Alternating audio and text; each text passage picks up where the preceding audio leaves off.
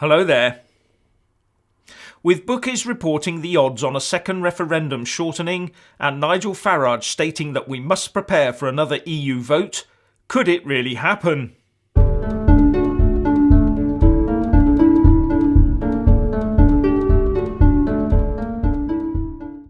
The hot Brexit topic developing is that of the chances of a second EU referendum.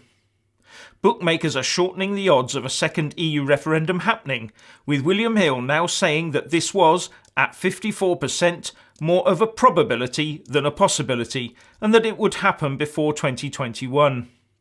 And speaking in London at a Leave Means Leave rally, Nigel Farage said that as far as he was concerned, a second EU referendum was getting more and more likely. And at the same time, the odds of May's deal being accepted by Parliament are lengthening. And underpinning this are reports that senior cabinet ministers are now actively preparing for a second referendum and have discussed this with Labour MPs in order to break through the logjam in Parliament.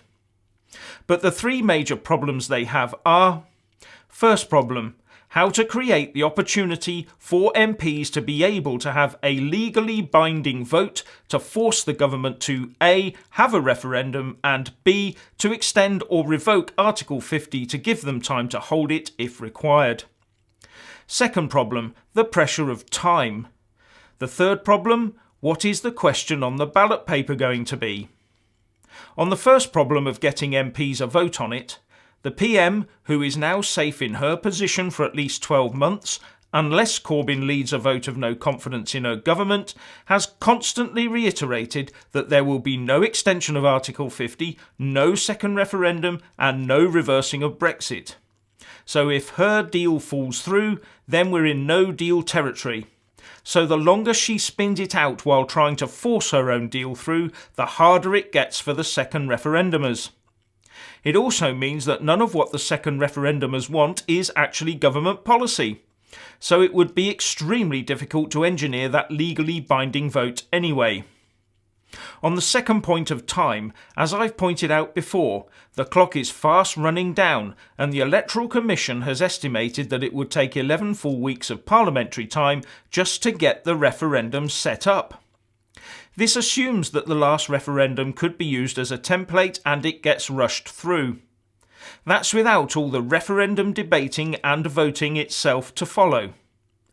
We now only have 14 weeks and 5 days left to Brexit Day, and 17 of those 103 days are taken up by Christmas parliamentary recess. We don't realistically have the time to do it, unless we go cap in hand to the EU 27 at great cost to extend Article 50, or we fully revoke the Article 50 process to make it as if we had never told the EU we were leaving, and then we would have to start the exit process all over again when we again voted to leave. And next time we should repeal the 1972 European Communities Act before we did anything else. And for those who advocate a rushed referendum to get an answer by March the 29th, please consider if that would really be a legitimate exercise. But on the third problem of what question to put on the ballot paper, Parliament would probably still be split and unable to come to a decision.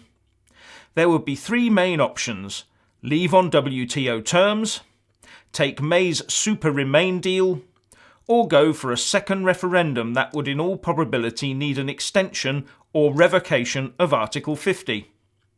Just a quick point to people who wonder why May's deal could still be on the ballot paper if Parliament has already voted it down. Governments make and ratify treaties such as the withdrawal agreement, but in the case of the withdrawal agreement, Parliament has to say yes in a meaningful vote, after government has agreed the deal with the EU, but before it can be ratified.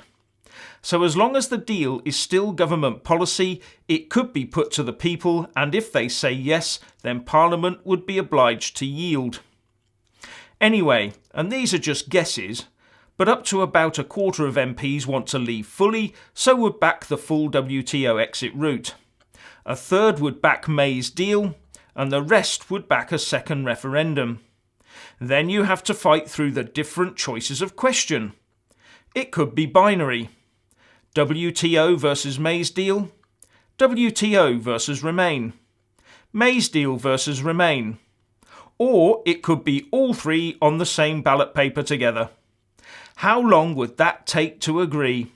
And would they ever get over 50% of MPs to choose just one of those options? Now, the Leave campaigners are gearing up for a second referendum, but what do they campaign for if the MPs end up keeping the WTO option off of the ballot paper? Do they fight for May's deal or for Remain? They would almost certainly be forced to hand the vote over to May's Super Remain or Remain by totally boycotting the referendum. The considerations above are by no means exhaustive, and I've probably left out many of the other possible considerations. But surely all this should now reinforce that we should now just gear up for a managed WTO exit from the EU. Don't you think that would now be the least complex and the most certain route to take? And a final thought, if we ever did, for whatever reason, end up with May's deal, that would start a negotiating process with the EU for the full and final deal, which may take 2 or more years. So the government will be tied up for the future in exactly the same way as it has for the last 2+ years. Then, if and when we did eventually get that final deal, there would, of course, be calls for a referendum on that deal, with demands that, guess what, the option to rejoin the EU be on the ballot paper. You can see it coming a mile off. Best we avoid May's deal like the plague. So, please let us all know what you think by leaving a comment below, and thank you for watching.